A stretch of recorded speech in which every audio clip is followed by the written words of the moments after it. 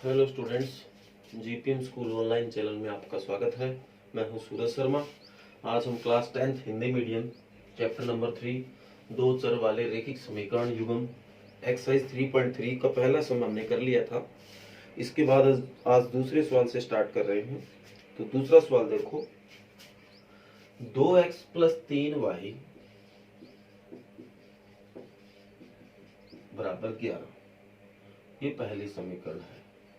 दूसरी है 2x - 4y बराबर -24, ये दूसरी समीकरण है। कहता है इनको हल कीजिए। अब हल करने का हमारे पास जो मेथड है अभी तक, ग्राफ मेथड और ये जो अपन कर रहे हैं प्रतिस्थापन, तो प्रतिस्थापन का प्रयोग करके आज अपन कर रहे हैं।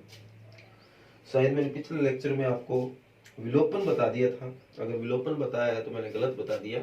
हमने अभी जो वर्क किया है वो प्रतिस्थापन का किया है, और हमारी जो एक्सरसाइज है उसमें प्रतिस्थापन का ही वर्क चल रहा है। हो सकता है गलती से मेरे से विलोपन नाम निकल गया होगा। तो आज हम जो विलोपन विधि की जो एक्सरसाइज है वो अगली 3.4 है। ये 3.3 प्रतिस्थापन विधि की एक्सरसाइज है। तो ध्यान से देखें, प्रतिस्थापन विधि द्वारा तो समीकरण 1 को लेते हैं। समीकरण 1 को लेने पर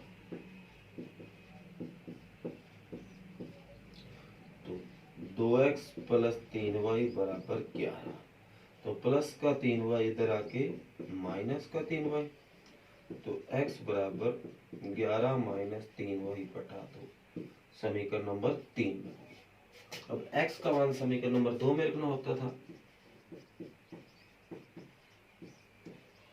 समीकरण नंबर 2 में रखना है, तो वो है 2 × x 11 - 3y बटा 2 -4y बराबर -24। 2 से 2 कट, 11 - 3y -4y बराबर -24। तो प्लस का 11 इधर आके माइनस का 11, तो -7y हो गया ये, -11, तो -7y बराबर माइनस का 35, माइनस से माइनस कट तो y बराबर 35 बटा 7 कट के कितना आ गया 5। तो y बराबर हमें मिल गया 5। तो y का मान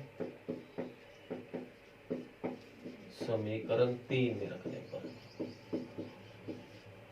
समीकरण 3 में रखने पर, तो y का मान यहाँ रखेंगे 3, तो x बराबर 11 - 3y, y की जगह 5 बटा 2, तो 11 - 3 5 15 बटा 2, तो 11 में से 15 गया -4 बटा 2, तो क्या आंसर आ गया -2। ये x का मान आ गया। तो इसने हल करने को कहा था, तो ये अपने हल कर दिया है। एक बार फिर से कह रहा हूँ, अगर पिछली एक्सरसाइज में पिछले लेक्चर में अगर मैंने इसको विलोपन विधि बोल दिया था तो मैं गलत बोल गया था। ये प्रतिस्थापन विधि आप कर रहे हैं। आगे कहता है, और इसमें m का वह मान ज्ञात कीजिए जिसके लिए ये एक समीकरण अगर मैं दे रहा हूं आपको, m का मान ज्ञात करना इस समीकरण के लिए। तो दी गई जो समीकरण है वो है y बराबर mx + 3। अब आपका जो y और x का मान आया हुआ है वो आपको यहाँ पुट करना है।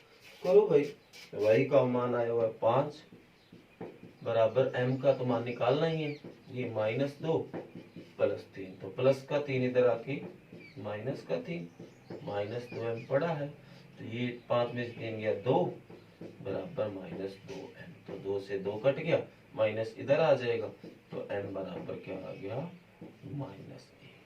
ये आपका आंसर आ जाएगा। तो ये दूसरा सवाल है, और प्रतिस्थापन विधि का एक सम से आपका एक पार्ट और कर लिया है। पहले सवाल के 6 पार्ट थे। हो सकता है किसी बच्चे को उसमें से कोई दिक्कत आ रही हो, तो एक एग्जाम्पल और प्रतिस्थापन विधि का आ गया। अब मैंने लगभग 3 पार्ट वो कराए थे, एक और प्रतिस्थापन का ये हो गया है, तो 4 पार्ट हमने प्रतिस्थापन विधि के कर लिए, और आपने तो इससे ज्यादा किए होंगे। अब आगे जो सम आने वाले हैं क्वेश्चन नंबर 3 के, उसके काफी पार्ट्स है। उसमें एक बात का आपको ध्यान रखना है, उसमें पहले में जो ये दो समीकरण दे रखी होती है उन दोनों को बनाना है, और उन दोनों को बनाने के बाद प्रतिस्थापन विधि से हल करना है। तो वो मैं इक्वेशन बना बना के छोड़ा करूंगा, वो आपको अपने आप हल करनी है। अगर उनमें से किसी को हल करते समय आपको कोई दिक्कत आए तो आप मेरे से पूछ सकते हो।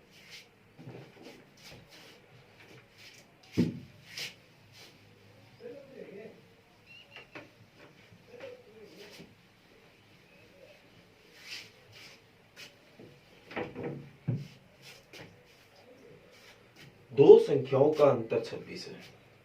दो संख्या है, उनका अगर आप अंतर करते हैं तो उनका 26 आता है। और एक संख्या दूसरे संख्या की 3 गुनी है। अब उनमें से कोई एक संख्या है ना, वो दूसरी संख्या की 3 गुनी है। अभी ये नहीं पता कि कौन सी है, तो उन्हें ज्ञात कीजिए। तो देखो, शायद आज आप इसका स्क्रीनशॉट नहीं ले पाए होंगे।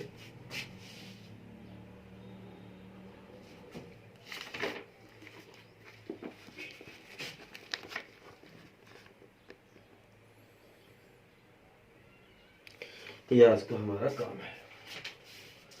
तो देखो, दो संख्याओं का अंतर 26 है और उनमें से एक संख्या दूसरी की 3 गुनी है और उन्हें ज्ञात कीजिए। तो हम मान लेते हैं, माना पहली संख्या x, तो दूसरी क्या होगी y, और दोनों का जो अंतर है वो 26 है। तो एक समीकरण तो बन गई x माइनस वाई बराबर 26, समीकरण नंबर 1। अंतर, अंतर का मतलब माइनस होता है, घटा होता है। तो दोनों का अंतर जो 26 है, तो x माइनस वाई बराबर 26 आ गई है। ये पहली क्वेश्चन। इसके बाद बोला एक संख्या दूसरी संख्या की 3 गुनी है। वह एक संख्या दूसरी संख्या की 3 गुणी है। ये इसका सेकंड पार्ट है। तो अब मान लेते हैं x है एक और दूसरी y। अब पता है कि ये दोनों बराबर नहीं है, एक 6 है तो एक 2 है। अब ये नहीं पता कौन सी 6 और कौन सी 2 है, तो हमें मानना ही पड़ेगा भी एक 6 और एक 2 है। मान लेते हैं ये 6 और ये 2 है। तो दोनों को बराबर करने के लिए क्या करूं, इसको 3 से गुणा कर दूं। और वैसे भी देखो, हमने x को बड़ा माना है, दोनों का जो अंतर 26 है, तो हमने x में से y घटाया तो 26 माना है। मतलब x बड़ा है तो x को ही बड़ा मानना यहाँ हमारा टारगेट हो गया है। अदरवाइज यहाँ y माइनस एक्स करते तो y को बड़ा मान लेते। अब देख लो, आप x में से y घटा तो 26 बच रहा है, इसका मतलब x बड़ा है, तो आप x को ही बड़ा मान सकते हैं। तो ये आपका 3y आ गया, प्लस का 3y इधर आके माइनस का 3y बराबर 0, समीकरण नंबर 2। क्या आगे प्रतिस्थापन विधि आती है आपको? तो देखो क्या होती है। समीकरण 1 लेने पर, समीकरण 1 है x माइनस वाई बराबर 26। अब यहां से x का मान निकाला 26 प्लस वाई। समीकरण नंबर 3, x का मान समीकरण नंबर 2 में रखने पर, तो ये हो गया यहाँ। तो 26 प्लस वाई माइनस 3y बराबर 0। तो प्लस का 26 इधर आके माइनस का, y में से 3y गया माइनस का 2y बराबर माइनस 26, माइनस से माइनस का, तो y बराबर 26/2 कट के कितना आ गया 13। और y का मान समीकरण नंबर 3 में रखने पर, तो वो आपका आ गया होगा x बराबर 26 प्लस वाई कीजिए 13, तो x बराबर 39। देख लो, दोनों का अंतर भी 26 है और एक संख्या दूसरी की 3 गुणी भी है। तो इस तरीके से आज हमने ये थर्ड का फर्स्ट पार्ट किया।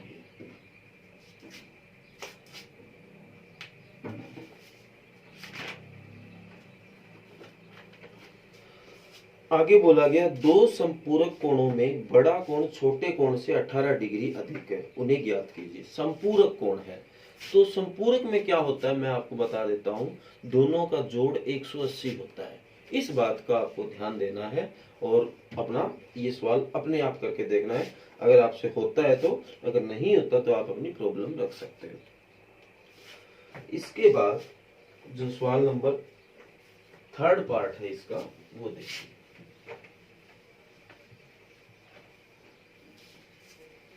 ये एक पार्ट मैं आपको अपने आप करने के लिए देता हूँ, अगर आपसे नहीं होता तो आप अपनी प्रॉब्लम रख देंगे। जहां आप वीडियो देखोगे उसके नीचे नीचे एक कमेंट सेक्शन होता है, वहां आप अपना कमेंट करोगे तो आपकी प्रॉब्लम है वो मेरे पास आ जाती है, और नेक्स्ट लेक्चर में उस प्रॉब्लम को मैं सबसे पहले करा दिया करूंगा। कहता है एक क्रिकेट टीम के कोच ने 7 बल्ले तथा 6 गेंदें 3800 रुपए में खरीदी, तथा बाद में उसने 3 बल्ले और 5 गेंदें 1750 रुपए में खरीदी, तो प्रत्येक बल्ले और प्रत्येक गेंद का मूल्य ज्ञात कीजिए। तो देखो, प्रत्येक बल्ले और प्रत्येक गेंद का मूल्य ज्ञात करना। मान लेता हूं, माना एक बल्ले का मूल्य बराबर x, इसी तरह माना एक गेंद का मूल्य बराबर y। आगे बोला 7 बल्ले और 6 गेंदे 3800 रुपए खरीदे। कोच ने 7 बल्ले व 6 गेंदे 3800 रुपए में खरीदी। तो देखिए भाई, एक बल्ले का खर्चा है x रुपए, तो 7 बल्ले कितने में पड़ेंगे? 7x में। फॉर एग्जांपल एक चीज आती है 100 रुपए की, 7 अगर लेंगे तो 700 की, तो वही यहाँ पे हो जाएगा 7x इसका खर्चा। इसी तरह एक गेंद का खर्चा y रुपए, तो 6 का कितना हो गया? 6y, और दोनों का जो जोड़ है वो कितना हो गया? 3800। समीकरण नंबर 1 आ गया। इसके बाद बोला कि 3 बल्ले और 5 गेंद, बाद में 3 बल्ले व 5 गेंद 1750 रुपए में खरीदी।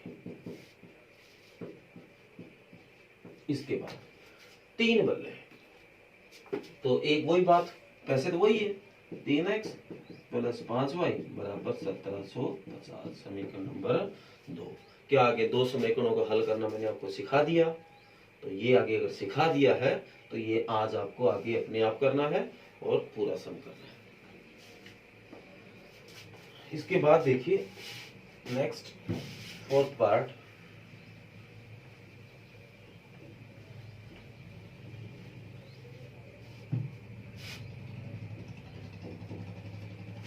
कहता है एक नगर में टैक्सी के भाड़े में एक नियत भाड़े के अतिरिक्त चली गई दूरी पर भाड़ा सम्मिलित किया जाता है। मतलब उसका क्या है, पहले तो कोई किलोमीटर का भाड़ा फिक्स है, उसके बाद कहता है कि अगर आप चलोगे पर किलोमीटर मैं आपसे अलग लूंगा। या तो ऐसे कह सकते हैं, पहले तो उसकी एक फीस लग रही है जो नियत है, मैं चलने कितने पैसे लूंगा। जैसे आप कह सकते हो, अगर आप कोई गाड़ी बंदा लेके जाता है तो सबसे पहले वो सोचता है कि मेरी दिहाड़ी मैं निकाल लूं, बाद में वो किलोमीटर के अनुसार भी पैसे ले लेते हैं। ये जस्ट एग्जांपल दिया, मैंने कोई बात नहीं उठाई, कि पहले वो फिक्स कर लेता है कि मैं इतने पैसे तो लूंगा, और बाद में वो उसको लगता है कि तेल भी चलेगा, उस हिसाब से पर किलोमीटर का चार्ज भी देगा। तो कहता है 10 किलोमीटर की दूरी के लिए भाड़ा 105 रुपए है, और 15 किलोमीटर की दूरी के लिए भाड़ा 155 रुपए। तो नियत भाड़ा तथा प्रति किलोमीटर भाड़ा क्या है? तो नियत का समझ लो, उसने पहले ही मान लिया मैं इतना तो मेरा चार्ज लूंगा, मतलब आप ऐसे कैसे वो अपनी दिहाड़ी निकालेगा एक सम से, प्लस वो अपना जो पेट्रोल का खर्चा है या पर किलोमीटर का खर्चा है वो लेगा। तो नियत वो जो उसका खुद का चार्ज है, और जो किलोमीटर का भाड़ा है वो अलग से लेगा। तो अब मान लेते हैं, माना गाड़ी का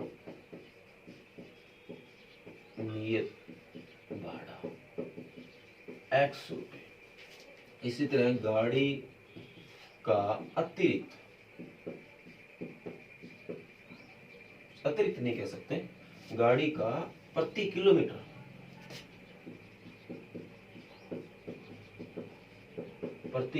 भाड़ा y।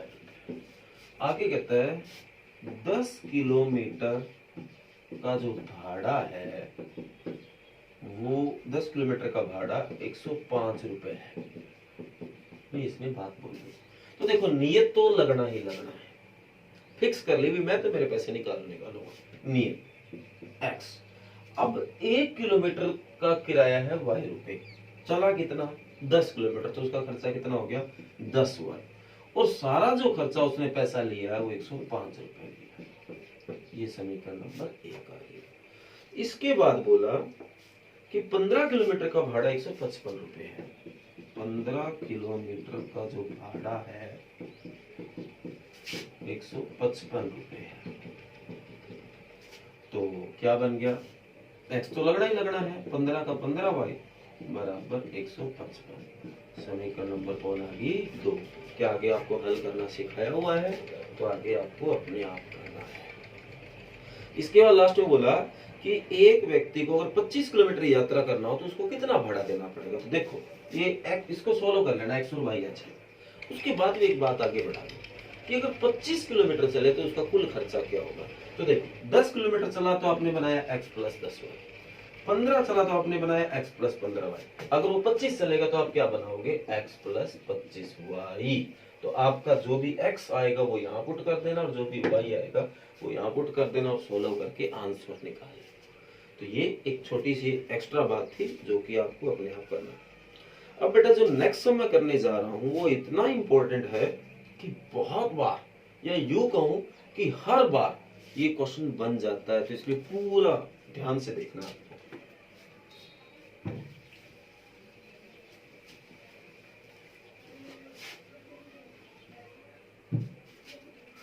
कहता है यदि किसी भिन्न के अंश और हर दोनों में 2 जोड़ दिया जाए तो वह 9/11 हो जाती है। यदि अंश और हर दोनों में 3 जोड़ दिया जाए तो वह 5/6 हो जाती है। तो भिन्न ज्ञात कीजिए। तो सबसे पहले हम मान लेते हैं, माना अंश x, माना हर y। तो भिन्न क्या हो गया, अंश बटा हर, x बटा y। अब कहता है भिन्न में अंश और हर दोनों में 2 जोड़ दिया जाए तो 9/11 हो जाती है। भिन्न में अंश व हर दोनों में 2 जोड़ दिया जाए तो वह 9/11 हो जाती है। तो देखो भिन्न आपकी है x बटा y, दोनों में 2 जोड़ दो तो वह क्या हो जाएगी, 9/11 हो जाएगी। अब आपको इसको हल करना है तो क्रॉस मल्टीप्लाई आर पार गुणा करिए। तो 11x प्लस 11 दूनी 22 बराबर 9y प्लस 9 दूनी 18। अब इसको हल करने का सिंपल तरीका है, x तो इधर पड़ा ही है, y को इधर ले आओ और कांस्टेंट जो है जिसके साथ x y ना उसको इधर जाने दो।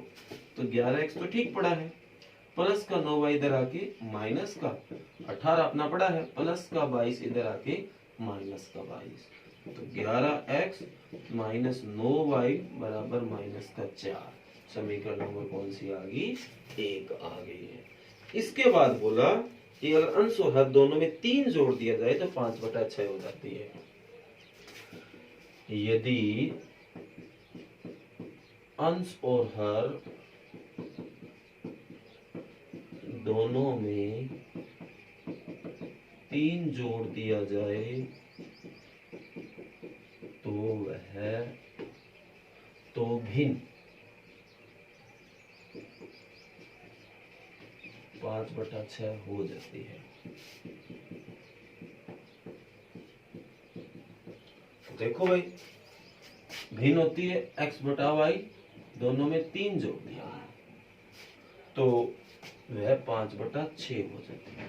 अब भी वही तरीका, आर पार गुणा करो, 6x प्लस 6 दिया 18 बराबर 5y प्लस 5 दिया 15। अब वही काम, x y एक साइड बाकी एक साइड, 6x माइनस 5y हो गया, ये इधर आके 15 पड़ा है माइनस 18 हो गया, प्लस का 18 इधर आके माइनस का, तो 6x माइनस 5y बराबर -3। समीकरण नंबर है 2। क्या आगे आपको हल करना आता है, तो आगे इसको प्रतिस्थापन विधि से हल कर लेना। मोस्ट इंपोर्टेंट सवाल है तो ध्यान से करना।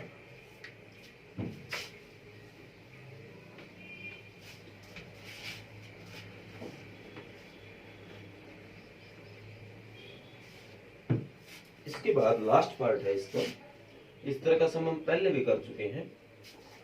कहते हैं 5 वर्ष बाद जेकब की आयु उसके पुत्र की आयु की 3 गुना हो जाएगी तथा 5 वर्ष पूर्व जेकब की आयु उसके पुत्र की आयु 7 गुना थी। उसकी वर्तमान आयु ज्ञात कीजिए। हम पहले भी कर चुके हैं आप तब उसकी पुत्री वाला, अब जेकब आ गया।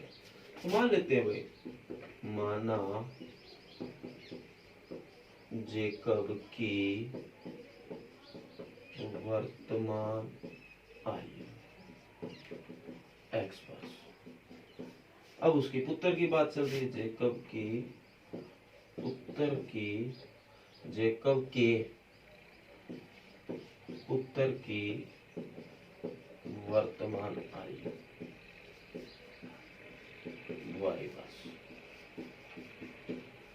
इसी तरह आगे बोला 5 वर्ष बाद जेकब के, 5 साल आगे की बात करें, नेक्स्ट 5 ईयर, मान लो 2020 चल रहा तो 5 साल बाद 25 चलेगा तो 5 प्लस ही हुआ ना। तो इसी तरह की 5 साल आगे की एज निकाल के लाओ। 5 वर्ष बाद जेकब की आयु, तो आज अगर x है तो 5 साल बाद 5 प्लस हो जाएगी, x प्लस 5। इसी तरह 5 वर्ष बाद जेकब के पुत्र की आयु y प्लस 5। प्रश्नानुसार